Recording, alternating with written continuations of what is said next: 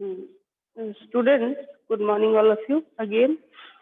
Today we are starting a new topic, which is statement of after making statement of P&L या profit and loss account in a sole proprietorship business. A businessman prepare balance sheet, जिसको income statement इसको आप एक तरीके से एक business की जो फाइनेंशियल पोजीशन है उसे जानने के लिए एक स्टेटमेंट बनाते हैं हम एंड ऑफ द ईयर, और उस स्टेटमेंट को हम बोलते हैं, क्या बोलते हैं उसे, बैलेंस शीट। बैलेंस शीट में सारी एसेट्स, किसी भी बिजनेस में जितनी भी एसेट्स होती है, अब बहुत सारे टाइप की एसेट्स होती है, हमने एसेट्स के टाइप को बेसिक अकाउंटिंग टर्म में पढ़ा था, तो उन सभी टाइप की एसेट्स को हम बैलेंस शीट में इंक्लूड करते हैं। अब कौन कौन से टाइप की एसेट्स होती हैं सभी को याद होगा।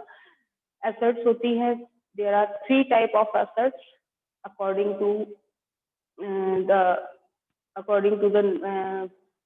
जो चल रहा है आप आज का सिनेरियो, उसके अकॉर्डिंग अगर हम पार्ट्स में डिवाइड करें, कंपनीज के अकॉर्डिंग डिवाइड करें तो 2 ही पार्ट्स हैं, लेकिन अभी सोल प्रोप्राइटरशिप में जो टाइप्स आपको बताए गए हैं वो 3 है। कौन कौन से? नॉन करंट, करंट और fictitious.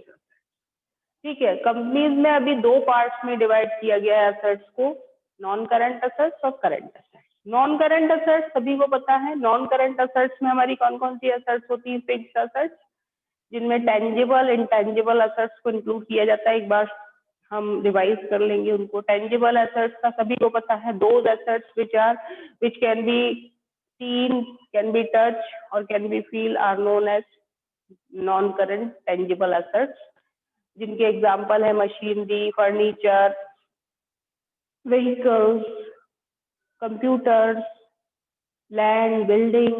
So many examples are there of tangible fixed assets. एक नहीं, बहुत सारे एग्जाम्पल, डिपेंड करता है बिजनेस टू बिजनेस, वो सभी tangible fixed assets हैं। अगर हम नॉन intangible assets की बात करें, intangible assets those cannot be seen or touched but can be feel and have financial existence in the business. वो सभी assets जिनका financial existence तो होता है बिजनेस में, और जिनको आप देख नहीं सकते, छू नहीं सकते, वो ऐसी assets हैं। वो किस कैटेगरी में आती है? intangible assets में। बहुत सारे एग्जाम्पल इसके भी हमने देखे थे। कौन कौन से थे intangible assets के? Goodwill, copyright, trademark, patents, computer software, बहुत सारे एग्जाम्पल हैं इंटेंजिबल एसेट्स के भी।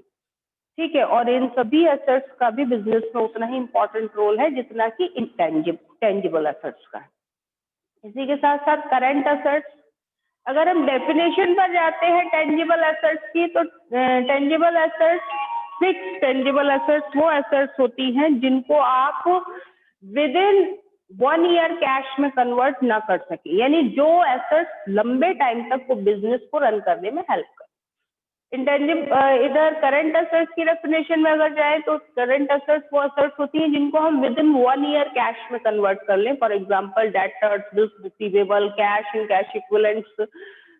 कैश तो अपने आप में है ही जो कन्वर्टेड है, लेकिन कैश इक्विवेलेंट्स में वो आइटम आ जाते हैं जिनको हम बहुत शॉर्ट पीरियड में कैश में कन्वर्ट कर ले, जैसे बैंक बैलेंस, चेक, या फिर मार्केटेबल सिक्योरिटीज या शॉर्ट टर्म इन्वेस्टमेंट्स जो होते हैं, और जिनको हम कैश में थोड़े विद इन 1 ईयर कन्वर्ट कर ले, वो सब हमारी करंट एसेट्स हैं। बहुत सारे एग्जाम्पल है करंट एसेट्स के भी। Stock is also a current asset.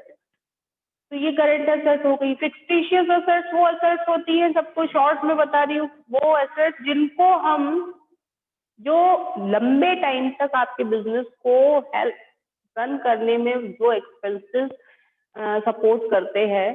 For example, एक पर्टिकुलर ईयर में एडवर्टीजमेंट एक्सपेंसेस किए, लेकिन उनका बेनिफिट आगे आने वाले कई ईयर्स तक मिलेगा, तो उन एक्सपेंसेस को हम थोड़ा थोड़ा करके बिजनेस बुक्स में से क्या करते हैं? राइट ऑफ करते हैं। तो जो पार्ट अनरिटन ऑफ होता है उसे हम बैलेंस शीट में एसेट के नाम से शो करते हैं। और किस एसेट के नाम से शो करते हैं? फिक्टिशियस एसेट के नाम से। ऐसे ही कुछ लॉसेस होते हैं जिन्हें धीरे धीरे करके हम बिजनेस बुक से क्या करते हैं? राइट ऑफ करते हैं, तो जो अनरिटन ऑफ पार्ट होता है वो फिक्टिशियस एसेट्स के नाम से हमारी बैलेंस शीट में शो किया जाता है। Fictitious assets are not actually the assets of the business, these are the long term expenses और losses which is not written off during the year, जिनको हम रिटन ऑफ नहीं कर पा रहे हैं ड्यूरिंग द ईयर, वो सभी फिक्टिशियस एसेट के नाम से बैलेंस शीट में शो किए जा रहे हैं। ये तो हो गई एसेट साइड। लायबिलिटी साइड की अगर हम बात करें तो लायबिलिटी साइड में हमारे मेन दो टाइप है लायबिलिटीज के, इंटरनल और एक्सटर्नल। इंटरनल लायबिलिटीज में कैपिटल एक अकेली लायबिलिटी है जो कि क्या है, कैपिटल। और एक्सटर्नल लायबिलिटीज में आप वो सभी लायबिलिटीज इंक्लूड करते हैं जो आपको आउटसाइडर्स को पे ऑफ करनी है। एक्सटर्नल लायबिलिटीज को हम दो पार्ट्स में डिवाइड करते हैं, नॉन करेंट लायबिलिटीज और current liabilities. Non current liabilities वो लायबिलिटीज होती हैं जिनको आप एक ईयर के बाद जिनको पे ऑफ करते हो, यानी those liability which were paid after a specific year और 12 months of a time period are known as long term liabilities। यही कह सकते कि लंबे टाइम के जितने भी लोन हम लेते हैं, 1 साल से ऊपर के जितने 2, 3, 4, 5, 10, 15, 20 साल में जिनको वापसी करते हैं, वो सब लॉन्ग टर्म लायबिलिटीज की कैटेगरी में या नॉन करेंट लायबिलिटीज की कैटेगरी में इंक्लूड किए जाते हैं। और शॉर्ट टर्म या करंट लायबिलिटीज की कैटेगरीज में वो लोन आते हैं जिनका पेमेंट विद इन 1 ईयर होता है। तो अगर हम एग्जाम्पल की बात करें तो बैंक लोन शॉर्ट टर्म या करंट लायबिलिटी भी हो सकता है और नॉन करंट लायबिलिटी भी हो सकता है, डिपेंड करता है टाइम ड्यूरेशन पर। अगर आप 1 साल के बाद उसको वापसी करोगे तो वो किस कैटेगरी में आ जाएगा, नॉन करंट लायबिलिटीज की कैटेगरी में। और अगर विद इन 1 ईयर उसको आप पे ऑफ करोगे, वापसी करोगे, रिटर्न करोगे, तो वो किस कैटेगरी में आ जाएगा, करंट लायबिलिटी की कैटेगरी में। तो वो डिपेंड करता है, ड्यूरेशन ऑफ टाइमिंग फिक्स करता है कि एक लायबिलिटी करंट है या नॉन करंट। और इन सभी एसेट्स और लायबिलिटीज को हम एंड ऑफ द ईयर एक स्टेटमेंट बना करके उसमें शो करते हैं। उस स्टेटमेंट को ही हम कहते हैं बैलेंस शीट। नॉर्मल लैंग्वेज में हम उसे क्या बोलते हैं, balance sheet. Balance sheet is not an account, always ये रिमेंबर रखिएगा, ये याद रखिएगा कि balance sheet is not an account, it is an statement. इसमें सभी एसेट्स और लायबिलिटीज, जो बिजनेस में जितनी भी एसेट्स और लायबिलिटीज हैं, उन सभी एसेट्स और लायबिलिटीज को शो किया जाता है। और उन सभी एसेट्स और लायबिलिटीज को शो करने का मेन मोटिव ये है कि एंड ऑफ द ईयर एक बिजनेसमैन ये देखता है कि उसके पास कितनी एसेट्स हैं और कितनी लायबिलिटीज हैं। और इन ये लायबिलिटी एसेट्स ऑलवेज क्या होनी चाहिए, इक्वल होनी चाहिए। और उसमें हमारा वर्क करता है प्रॉफिट और लॉस ड्यूरिंग द ईयर का। नेट प्रॉफिट या लॉस जो हम P&L अकाउंट से ट्रांसफर करते हैं बैलेंस शीट में, वो सोल प्रोप्राइटरशिप में क्या होता है, सीधे कैपिटल में आकर प्लस माइनस हो जाता है। अगर प्रॉफिट है, नेट प्रॉफिट, तो वो हमारी कैपिटल को इंक्रीज कर देता है। और अगर लॉस है ड्यूरिंग द ईयर तो वो हमारी कैपिटल को क्या कर देता है, रिड्यूस कर देता है, यानी वो कैपिटल में से डिडक्ट किया जाता है। और फिर इस तरीके से बैलेंस शीट बनती है आपकी कि सभी एसेट्स ऑलवेज क्या हो जाती है, लायबिलिटी के इक्वल होती है। क्योंकि हम स्टार्टिंग से ही किस कंसेप्ट को फॉलो करते आते हैं डबल एंट्री सिस्टम में, कि हर एक डेबिट के लिए क्रेडिट होता है, तो एंड ऑफ द ईयर हमारी एसेट भी लायबिलिटी के इक्वल हो जाती है। तो देखिए बैलेंस शीट का फॉर्मेट आपको दिया हुआ है आपकी बुक में, एक बार फॉर्मेट भी देख ले। वैसे सिंपल फॉर्मेट है, तो सभी फॉर्मेट की तरफ ध्यान देंगे। बैलेंस शीट का फॉर्मेट आपको 18.34 पेज पर गिवन है, उसमें आप लोग देख लेंगे। अदरवाइज ये ध्यान रखें कि बैलेंस शीट जो है वो एक स्पेसिफिक डेट पर बनाई जाती है, यानी ईयर के last day, end of the year balance sheet as at, इसीलिए इसके साथ वर्क जो होता है, वर्ड वो होता है एज एट 31 मार्च। अब ईयर कोई भी हो सकता है, 2000 अब भी चल रहा है तो 2020, 21 की 21 में बनेगी। अभी 1920 की अगर कहें तो 1920 बन जाएगी ये, ठीक है। As at as on word use नहीं करते, एज ऑन यानी ड्यूरेशन में नहीं बन रहा, कभी भी नहीं, एक स्पेसिफिक डेट पर एंड ऑफ द ईयर ही बनता है, इसीलिए इसके साथ एज एट वर्ड यूज किया जाता है। ठीक है, अब पहला जो साइड होता है बैलेंस शीट में वो होता है लायबिलिटीज का साइड।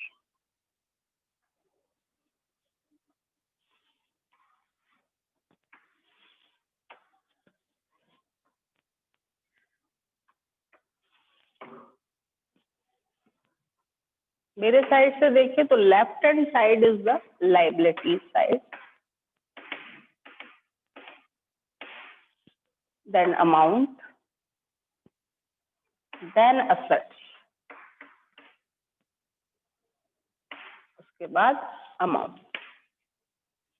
अब आप इसमें सभी जितने भी टाइप की एसेट्स, करंट, नॉन करंट, सभी को एसेट साइड इंक्लूड करें और फिक्सेशन, और जितने भी एक्सपेंसेस हैं, सॉरी जितनी भी लायबिलिटीज हैं, उनमें सबसे पहले आप इंटरनल लायबिलिटी और उसके बाद एक्सटर्नल लायबिलिटी, वो डिपेंड करता है जैसे आप लिखना चाहें, कोई स्पेसिफिक उसका तरीका नहीं है, लेकिन कुछ जगह ऐसा होता है कि हम पहले करंट लायबिलिटीज को शो करते हैं फिर नॉन करंट को शो करते हैं, लेकिन ऐसा कोई स्पेसिफाइड नहीं है कि आप कौन सी लायबिलिटी पहले लिखें, जैसे आप कंफर्टेबल है उसके अकॉर्डिंग।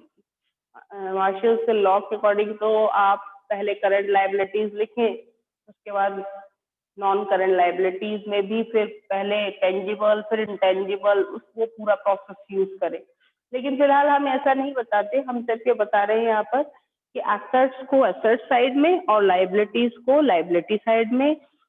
एसेट साइड में सभी current, non current assets, fictitious assets आ जाएंगी, और लायबिलिटी साइड में इंटरनल, एक्सटर्नल लायबिलिटी आ जाएंगी। इंटरनल सिर्फ आपकी कैपिटल होती है और एक्सटर्नल क्या होती है, नॉन करंट, करंट लायबिलिटीज होती है, तो वो सभी आ जाएगी।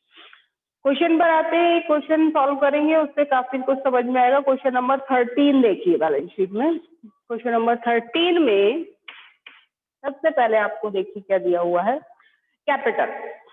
तो सबसे पहले जो अगर कैपिटल गिवन है तो उसी के अकॉर्डिंग, कैपिटल क्या है हमारी, इंटरनल लायबिलिटी कैपिटल। अब कैपिटल दी है, दैट मीन्स आपको net profit during the year भी दिया होगा या लॉस भी दिया होगा, तो हम हमेशा कैपिटल का अमाउंट इंटरनल कॉलम में शो करते हैं, इसे बोलते हैं इंटरनल, जो अंदर लिखा जाता है ना लायबिलिटी साइड का जो इंटरनल कॉलम है, यहाँ पर जो अमाउंट लिखा जाएगा इसे इंटरनल कॉलम बोलते हैं। अब इसमें हम प्रॉफिट होगा तो प्लस कर देंगे और लॉस होगा ड्यूरिंग द ईयर तो उसको डिडक्ट कर देंगे।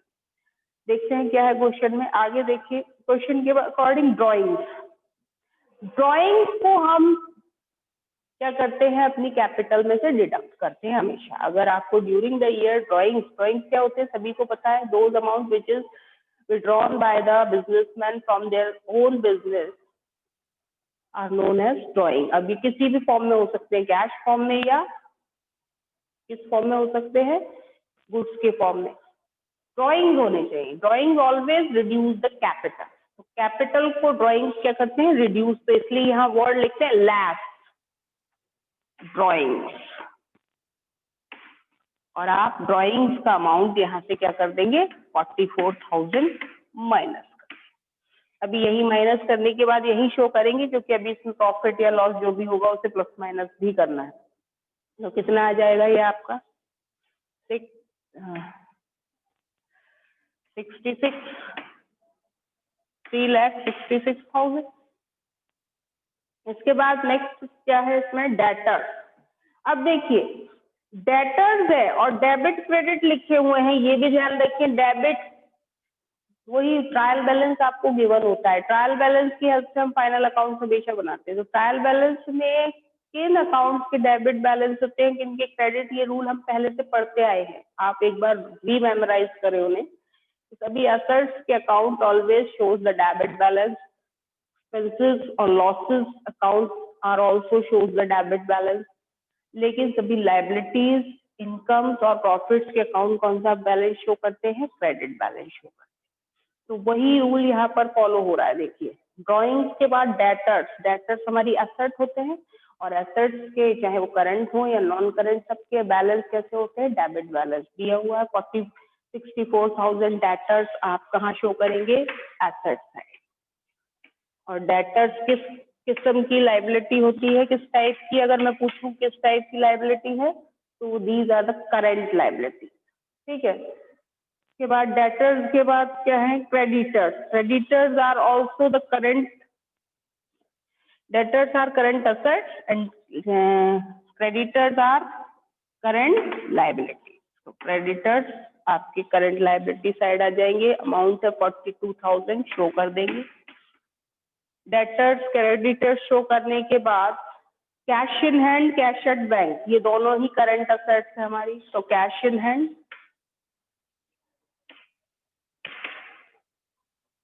और cash at bank,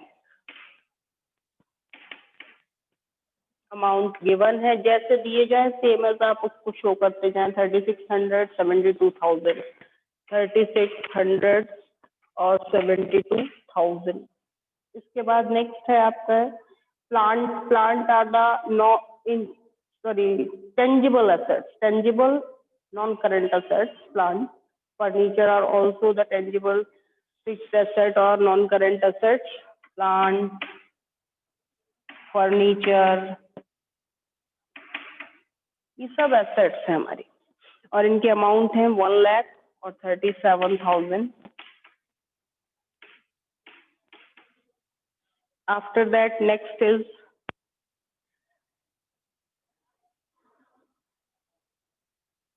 net profit हो गया। यहाँ पर नेट प्रॉफिट दिया है। फर्नीचर के बाद नेक्स्ट जो स्टेप है उसमें नेट प्रॉफिट। तो अभी मैंने यहाँ पर बीच में देखिए स्पेस छोड़ा हुआ है। नेट प्रॉफिट होगा तो हम उसे अपनी कैपिटल में क्या कर देंगे? ऐड कर देंगे। लिखिए ऐड नेट प्रॉफिट। कितना है? 16,000। क्वेश्चन में गिवन है कितना है? 16,600। ये आपका यहाँ। अब आप जब प्लस माइनस कर लेंगे, ड्राइंग को ऐड करेंगे और नेट प्रॉफिट को, ड्राइंग को डिडक्ट करेंगे और नेट प्रॉफिट को ऐड करेंगे। लॉस होता तो उसे भी डिडक्ट कर देते, ध्यान रखते। फिर यहाँ पर हम ऐड की जगह क्या वर्ड यूज करते? सब्सट्रैक्ट का या लेस का वर्ड यूज करते। देखिए एक मिनट, ये मैंने इस तरीके से शो किया है ये, और प्लस माइनस करके जो एक्चुअल अमाउंट है अब हम आउटसाइड लिखें। तो यहाँ प्लस कर रहे हैं तो ये 600 हो जाएगा। 3,82,600। अब फर्नीचर एसेट्स में और कौन कौन सी एसेट्स है हमारे पास देख लेते हैं आगे क्या दिया हुआ है। उसके बाद दिया है जनरल रिजर्व। जनरल रिजर्व, जितने भी रिजर्व होते हैं वो हमारे लाइबिलिटी साइड शो किए जाते हैं। ये हमेशा ध्यान, किसी भी टाइप का रिजर्व होगा उसे हमेशा कहाँ आएगा? बैलेंस शीट में, लाइबिलिटी। तो जनरल रिजर्व को हम कहाँ पर शो करेंगे? लाइबिलिटीज में।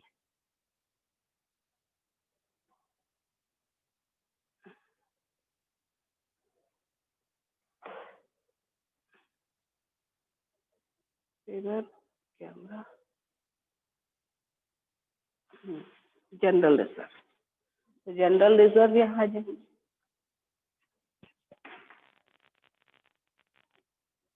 Amount of general reserve is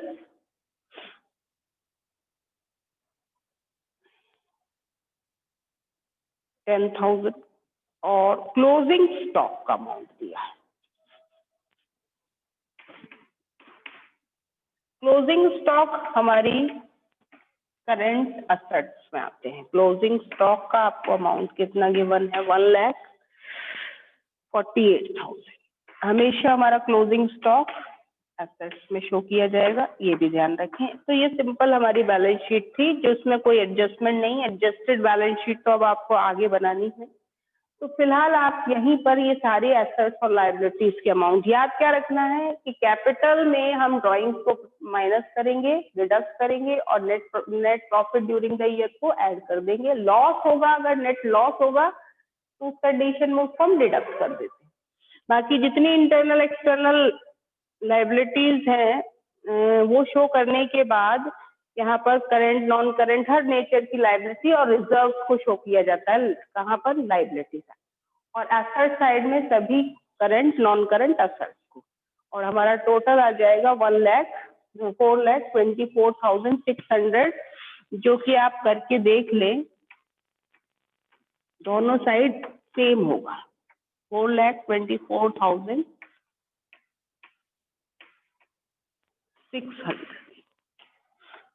एक बार आप क्रॉस टैली कर लेंगे कि दोनों का साइड सेम होना चाहिए, ठीक है।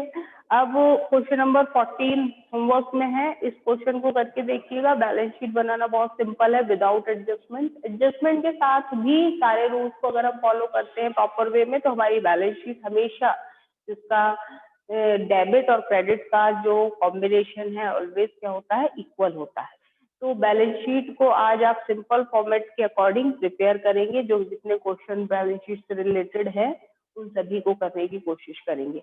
एक मेन क्वेश्चन कल मैं आपको बताऊंगी जिसमें ट्रेडिंग, P&L और बैलेंस शीट तीनों चीजें बताऊंगी एक साथ, और फिर उसके बाद हमारा ये topic without adjustment financial statement of sole proprietorship का ये टॉपिक खत्म हो जाएगा। फिर अब एडजस्टमेंट के क्वेश्चन स्टार्ट करेंगे।